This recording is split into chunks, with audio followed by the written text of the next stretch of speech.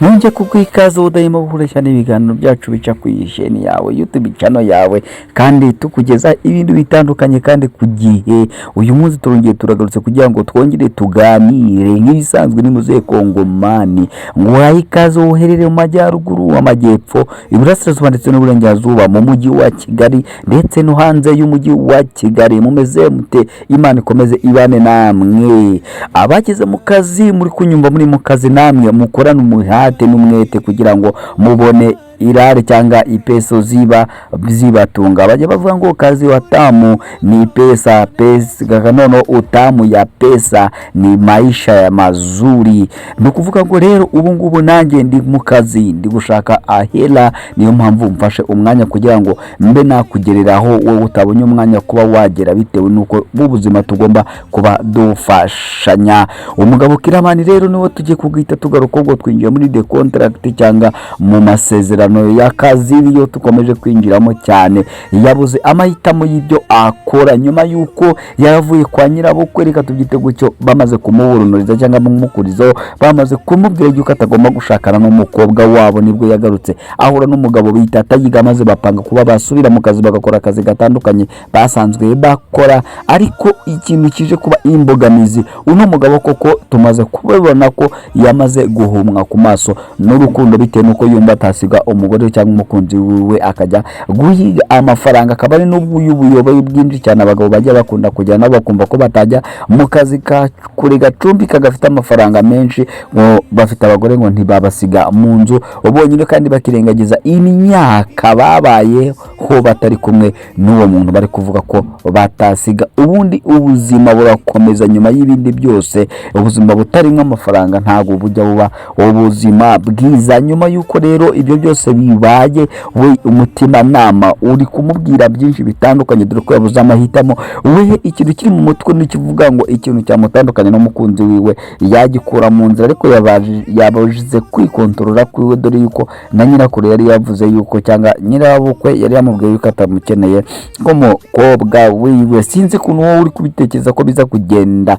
Niba utarakoze subscribe ukaba uri kumva iki kiganiro, yikore. Ni nko kuba uri kucyumva utarakoze subscribe, ni nkuko wafata imodoka ukayihagurutsa nta yisanse irimo cyangwa udafite iyo uri kurya. Ni nko gufora umwambi udafite aho uri kurasa. Rero tuyirukanse rero ntabwo tuza gutinda kuri iki kiganiro kubera ko kiraza kuba gito koko. Ni ukuvuga ngo uyu mugabo Kiramani rero we yabuze amahitamo, dore yuko ubuzima bwe bwatangiye kuza mu bibazo bikomeye cyane. Ariko buri cyakora cyane cyane ku rukundo rwiwe n'ahahise hiwe hari kumubera imbogamizi, dore ko umuntu mwagiye kwa nyirabukwe akavuga amazina yiwe yakoresha mu kazi ndetse n'ibyo yakoraga.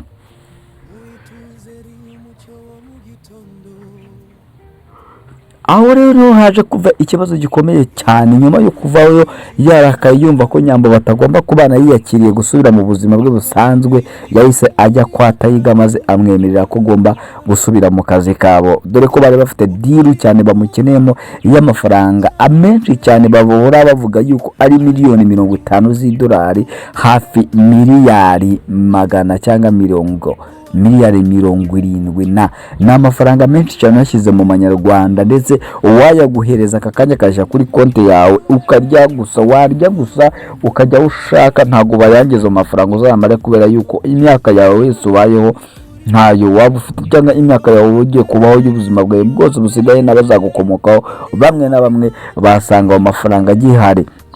Byibura ku buvivure nubwo batangira kuvuga ati reka tuyakoreshe agire abyare ayandi, ariko ku mwuzukuru n'umwuzukuruza rwose wasanga ayo mafaranga barya bicaye badakora n'ikintu na kimwe, kuko n'amafaranga atagira ingaro, utabona n'ahantu uyabika mu nzu cyangwa kuri banki. niyo mpamvu rero bamusubije bashaka ko asubira mu kazi bitewe n'uko uno mugabo azidiru neza azi kuzikora neza, kandi iyo ari mu kazi ibintu byose bigenda neza, nta bujura nta butiriganya bubamo, ariko mu gihe atari mu kazi ibintu byose byabaye umusosi cyangwa ibisosi.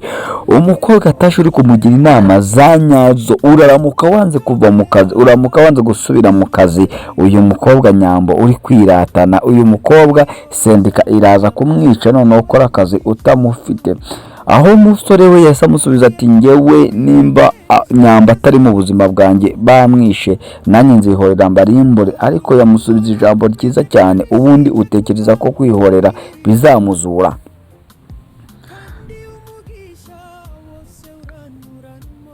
Niyo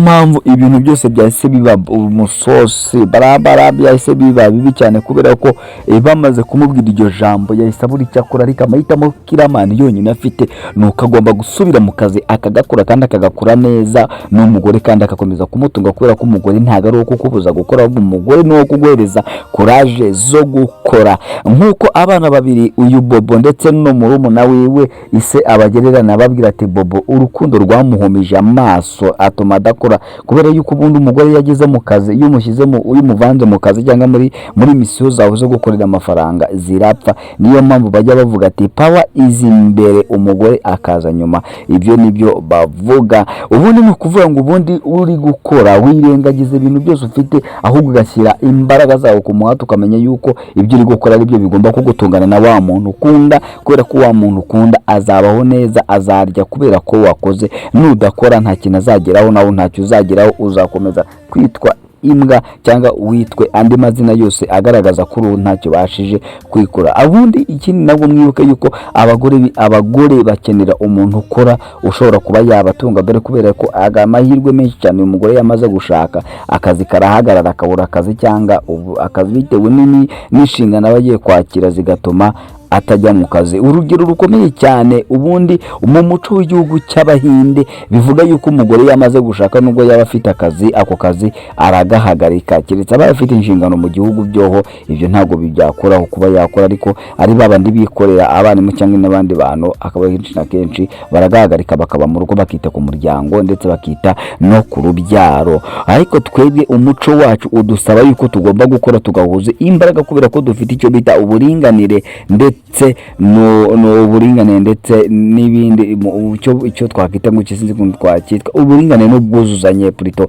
Urumva rero twebwe ubu bose tugomba guhaguruka kugira ngo dushakire umuryango n'igihugu muri rusange, kubera yuko iyo umuntu umwe akora wenyine aravunika, kandi iyo bakoze ari babiri iterambere ry'umuryango, kandi umuryango iyo uteye imbere burya n'igihugu kiba giteye imbere. Niyo mpamvu iterambere ryawe ubwawe rihesha ishema igihugu, ibintu bikagenda neza cyane. Niyo mpamvu uyu mugabo nawe Kamereho cyangwa Kiramani agomba gutekereza yuko iterambere ryiwe rifitiye umumaro, kubera yuko nabona amafaranga menshi azaha n'abandi bantu, babasagurira abandi bantu bahinduke ubuzima tubayemo. Rero tubukesha abantu, nubwo Imana ari y'ubutoreza, ntabwo Imana ijya imanuka ku isi aba yibereza ibyo dukeneye, ahubwo yohereje abantu yaremye nabo bagenda bafasha abandi mu ngendo zabo kugira ngo bagere kuri success zabo. Aba bana babiri rero tuvuze, umwe agira umuhate wo gukora, yumva ko yanakora ibintu byinshi cyane kugira ngo yiteze imbere, undi we bitewe nuko agendera ku cyubahiro cya papa we, ngo papa yarakoze afite amafaranga, namara gusaza azayaturaga aduhereze umugabane wanjye, uwo mugabane wanjye nanjye uzatunga. Ariko ntabwo abizi ko ubu ngubu ari we yakagombye, ndavuga Bobo, yakagombye kuba akora ikintu cyose n'umugore wiwe akabona ko Bobo ari umwana ushabutse kandi ukora. Iyi mpamvu ujya ubona Bobo urukundo rwe rutagenda neza, no kubera yuko Bobo nta muhate wo gukora agira, ni umuntu uri aho uri business, wibereye aho ngaho gusa, wibereye mu mandazi, reka tubivuge gutyo, udashaka gukora, udashaka no kuba yajya muri business iyo ari yo yose, niyo yaba ari iyase, ngayikore abone amafaranga yo kuzatunga umuryango wiwe. Dore yuko mu gihe yari gupanga ubukwe nta n'amafaranga yari afite, burya ise niwe wari uri gushaka kuba yabimukorera, cyangwa uriya mugabo bita Kiramani ushaka kuzamubera pare. Niyo mpamvu papa wiwe yafashe ububasha. Iki icyakoze ni igiki?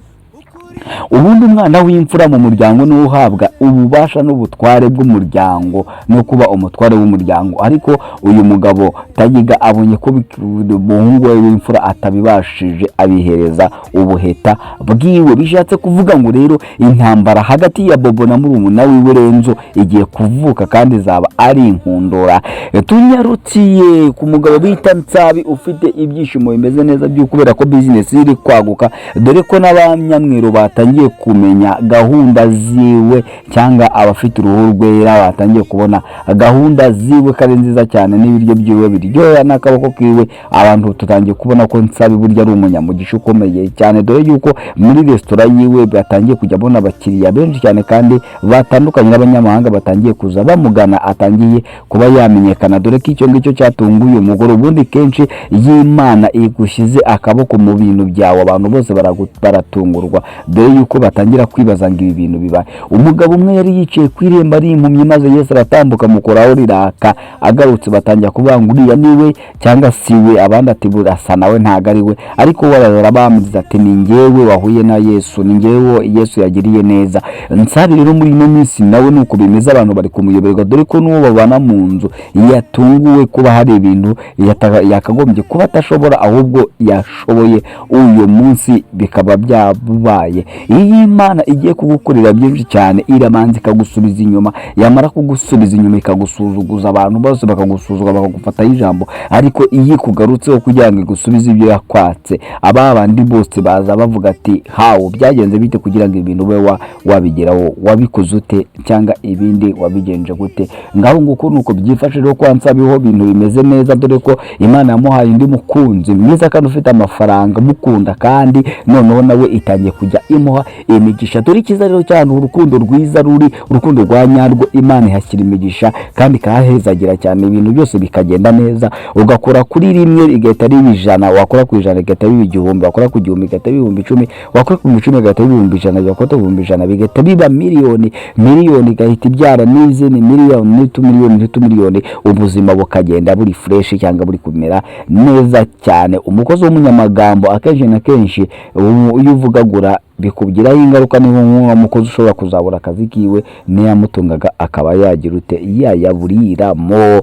Mitsutsu Nana ndetse n'umwana wa Landirodi bameranye neza, ariko ikitangaje kirimo nuko Nana yatangiye gukunda Mitsutsu. Ese biraza kugenda bite ko Nana atangiye kujya fuhira Mitsutsu mu gihe ahubwo yamwukaga inabi, amutuka amubwira nabi? Ibintu biraza kugenda gute? Se Mitsutsu araza kumenya ko n'umukobwa yicuruzaga azazibukira cyangwa azakomeza afatiriho, dore yuko na Imana imaze kuguha umugisha abanzi bawe bahinduka inshuti zawe, abari inshuti zawe bagahinduka abanzi bawe. Icyo nibwo buzima tubayemo, kandi tutagomba kuba twagira ute twavugaho cyangwa twavuguruza. Ni gutyo byestaye.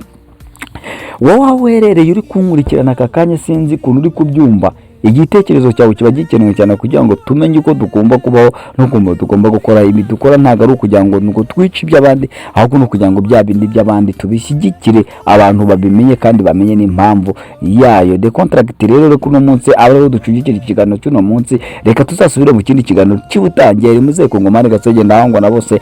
Ciao ciao, ndabakunda. Impano ku isi iturutse mu ijoro